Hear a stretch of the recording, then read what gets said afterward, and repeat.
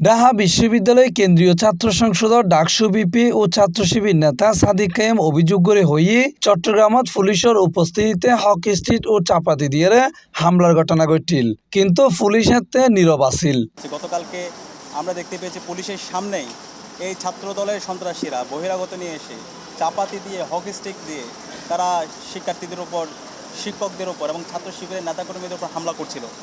ওই সময়ে কেন পুলিশ সাইলেন্ট অবস্থায় ছিল, নীরব অবস্থায় ছিল? বুধবার এপ্রিলের 22 তারিখ দুইজে চট্টগ্রামের মেট্রোপলিটন পুলিশ কমিশনার কার্যালয়ে স্মারকলিপি প্রদান শেষে এইসব কথা হয় তিনি। সাদিক কায়েম হয় ফেসিবাদী আমল ছাত্রলীগ যেতে শিক্ষার্থীর হামলা চালাইতো এত পুলিশ ও প্রশাসন নীরব থাকতো। জুলাই গণঅভ্যুত্থানের পরও যদি একই ধরনের ঘটনায় পুলিশ নীরব থাকে তৈলে তা প্রশ্নবিদ্ধ। এবং আমরা ফেসিবাদী আমলে এই ধরনের ছাত্রলীগ যখন শিক্ষার্থীদের উপর হামলা করতো তখন আমরা দেখতে পেয়েছিলাম এই ধরনের ল এনফোর্সিং এজেন্সি, পুলিশ এবং রাষ্ট্রীয় অন্যান্য প্রশাসনগুলো তারা নীরব থাকতো। তো জুলাই বিপ্লবের পরে কেন এই ধরনের আইন শৃঙ্খলা বাহিনী এই ধরনের হামলা কীভাবে তারা বৈধতা দেয়, তারা কেন নীরব ছিল? তো আমরা তাদেরকে বলেছি যারা এই ধরনের দায়িত্ব অবহেলা করেছে, পুলিশের যে সকল সদস্যগণ উপস্থিত ছিল হামলার সময় ছাত্রদলের সন্ত্রাসীদেরকে যারা বাধা দেয় নাই তাদেরকে বিচারের আওতায় নিয়ে আসা হয়েছে। এই সময় তিনি আরো হইয়ে পুলিশের দায়িত্বে অবহেলায় যারা জড়িত এবং যারা হামলাকারী অকলের প্রতিরোধ নগরে তারারে বিচারের আওতায় আনিবার দাবি জানাই। ইন্দি চট্টগ্রাম সরকারি সিটি কলেজের সন্ত্রাসী হামলার ঘটনায় জড়িত অকলের গ্রেফতার ও দৃষ্টান্তমূলক শাস্তির দাবিতে স্মারকলিপি প্রদান করছে কেন্দ্রীয় আন্তর্জাতিক সম্পাদক ও ডাকসু বিপি সাদিক কায়েম সহ অন্যান্য নেতৃবৃন্দ অকল। আমরা কয়েকটা দফা তাদের কাছে দিয়েছি। আমরা বলেছি হামলার সঙ্গে জড়িত সকল সন্ত্রাসীদেরকে দ্রুত শনাক্ত করে যেন অ্যারেস্ট করা হয় এবং ঘটনার সুস্থ, নিরপেক্ষ এবং স্বচ্ছ যেন তদন্ত নিশ্চিত করা হয়। দোষীদের বিরুদ্ধে প্রচলিত আইনে দৃষ্টান্তমূলক শাস্তির যেন ব্যবস্থা গ্রহণ করা হয়।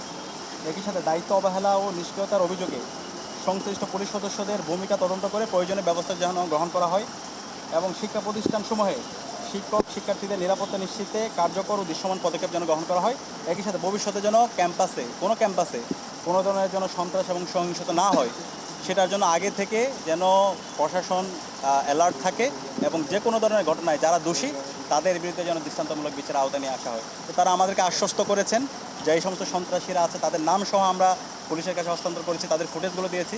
তারা আমাদেরকে বলেছে দ্রুত সময়ের মধ্যে তাদেরকে আইনে আওতায় নিয়ে আসা হবে এবং তারা বলেছে আমরা যে কথাগুলো বলছি এই যে অপরাধী ছাত্রদলের সন্ত্রাসী তাদেরকে বিচারের আওতায় নিয়ে আসে, এটাও তাদের দাবি। এই সমস্ত সন্ত্রাসীদেরকে তারা বিচারের আওতায় নিয়ে আসতে চায়, ক্যাম্পাসের মধ্যে একটা গণতান্ত্রিক পরিবেশ নিশ্চিত করতে চায় এবং সন্ত্রাসীদের বিরুদ্ধে তাদের কথা হচ্ছে জিরো টলারেন্স। তা আমরা এখন দেখতে চাই তারা তাদের কথা এবং কাজের মধ্যে তারা মিল রাখছে কিনা। এই বিষয়ে Chittagong metropolitan police commissioner Hasan Mohammad Shawkat Ali হইয়ে এই ঘটনায় এখনো মামলা নও এবং কেউরে গ্রেফতার করা নও, তবে আর অভিযান চলমান। ফুটেজ সাইরে আইনগত ব্যবস্থা লওয়াইব, যদি পুলিশের গাফিলতি থাকে তাও তদন্ত করে দেখা হইব।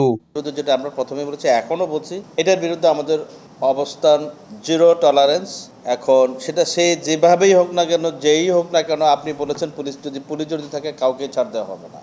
এ ব্যাপারে আমাদের অবস্থান খুবই ফার্ম এবং এই ব্যাপারে আমরা কাউকে ছাড় দেবো না, সবাইকে আইনের আওতায় আনা হবে। আমরা শিক্ষা প্রতিষ্ঠানগুলোতে পর্যাপ্ত প্রস্তুতি নিয়েছি যাতে এই ঘটনা না বাড়ে এবং এই ধরনের সমস্যা যাতে আর স্প্রেড করতে না পারে, আমরা এই জন্য পর্যাপ্ত ব্যবস্থা নিয়েছি। সমস্ত শিক্ষা প্রতিষ্ঠানে আমাদের নজরদারি আছে এবং পর্যাপ্ত পরিমাণ ফোর্স মোতায়েন আছে। হইরাই এর আগে সকাল 10টায় চট্টগ্রামের ফার্গুয়া হাসপাতালের শিবিরের আহত কর্মী অকলের চাইতে যায় সাদিক কায়েম। আমরা এই প্রজন্ম, জুলাইয়ের প্রজন্ম বেঁচে থাকতে এই ক্যাম্পাসগুলোতে কেউ যদি আবার সেই পেই শক্তি রাজনীতি ফিরে নিয়ে আসতে চায়, কেউ যদি আবার গণরম গ্যাসন কালচার তৈরি করতে চায়, কেউ যদি সন্ত্রাস কায়েম করতে চায়, কেউ যদি চাপাতি দিয়ে আমার ভাইকে মেরে রক্তাক্ত করে পায়ের গোড়ালি বিচ্ছিন্ন করে দিয়ে তাদের রাজনীতি বিনির্মাণ করতে চায়, আমরা তাদের রাজনীতিকে আমরা করতে দেবো না। আমরা তাদেরকে লাল কার্ড দেখাবো, শিক্ষার্থী সমাজ তাদেরকে লাল কার্ড দেখাবো। আমি আজকে এখানে শিবিরের প্রতিনিধি হিসেবে আসি না, আমি ছাত্র সমাজের প্রতিনিধি হিসেবে আসছি, আমি ডাকসুর ভিপি হিসেবে আসছি।